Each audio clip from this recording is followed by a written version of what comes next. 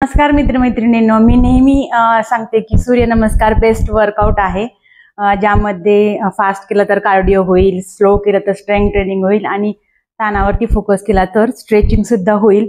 परंतु मला बऱ्याच जणांचं असं म्हणण्यात आलं की आम्हाला जमत नाही, आमचं वजन खूप जास्ती आहे किंवा वय जास्ती आहे किंवा गुडघे दुखत आहेत किंवा आम्ही नवीन आहोत, अजून आम्हाला सूर्यनमस्कार करणं शक्य होत नाही. तर मग मी त्याऐवजी तुम्हाला 5 वर्कआउट सांगते, जे तुम्ही 10-10 वेळा करू शकता आणि हळूहळू दररोज 10-10ने वाढवत जाऊ शकता किंवा तुमच्या ताकदीनुसार तुम्ही त्याच्यामध्ये हळूहळू प्रोग्रेस करत जाऊ शकता. तर मी तुम्हाला फक्त 5 वर्कआउट आज सांगणार आहे 10 काउंटमध्ये. हे पण करताना नेहमी श्वासासोबत कुठलेही वर्कआउट करायची सवय लावा. तर सुरुवातीचा आहे नी रेजेस. तर त्याच्यासोबत तुम्ही हात वरती करू शकता. जर तुम्हाला प्रॉब्लेम असेल तर फक्त हेही करू शकता, असंही करू शकता. मी हातासोबत दाखवत आहे. तर हात वरती करायचे. 1 2 3 4 5 6 7 8 9 10. हा पहिला वर्कआउट झाला. दुसरा आहे नी आणि एल्बो टच करायचे क्रॉस. तर हे हात होल्ड करायचे आणि क्रॉस एल्बो आणि नी टच करायचे आहेत, ज्यामुळे ट्विस्ट एक्सरसाइज होईल. थोडं पायात अंतर घेऊ शकता. 1 2 3 4 5 6 7 8 9 10. अप्पर बॉडी लोअर बॉडी दोन्ही एक्सरसाइज होतात. याच्यानंतर आहे साइड स्ट्रेच करायचे किंवा साइड बेंड करायचे. पायात अंतर घ्यायचे आणि 10 काउंट करायचे. स्टार्ट करा. 1 2 3 4 5 6 7 8 9 10. किंवा त्यासोबत थोडंसं व्हेरिएशन किंवा थोडं हार्ड करू शकता.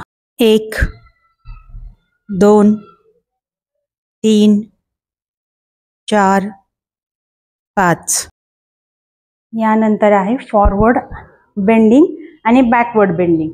हे 2 एक्सरसाइज आहे, पण आपण दोन्ही एकसाथच करणार आहोत. तर हे 2 वर्कआउट होतील. पायात अंतर घ्यायचं आहे आणि स्टार्ट करायचे फॉरवर्ड बेंडिंग आणि बॅकवर्ड बेंडिंग. 1 2 3 4 5 6 7 8 9 10. यानंतर आहे 5वा, जो की आपण झोपून करणार आहे, जो की पोटावरती काम करणार आहोत. यामध्ये पण मी 2 व्हेरिएशन सांगणार आहे. जे नवीन आहेत, ज्यांना पोटाला त्रास होईल, त्यांनी पाय दुमडून पण करू शकतात. साईडला हात ठेवा आणि एक पाय वरती. 1 2 3 4 5. आणि थोडं हार्ड करायचं असेल तर दोन्ही पाय लांबवायचे आहेत. 6 7 8 9 10. 5 वर्कआउट झाले आहेत. त्याच्या पण फक्त 10-10 रिपिटेशन केले आहेत. तर तुम्ही हळूहळू पहिल्या दिवशी 10, दुसऱ्या दिवशी 20, 30 असं हळूहळू करत जाऊ शकता.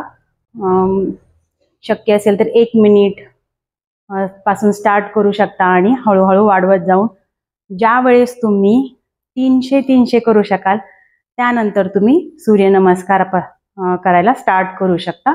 तोपर्यंत तेवढी तुमची ताकद, स्ट्रेंथ वाढलेली असेल आणि तुम्ही त्यानंतर सूर्यनमस्कार 1 पासून स्टार्ट कर 108 पर्यंत सुद्धा पोहोचू शकता.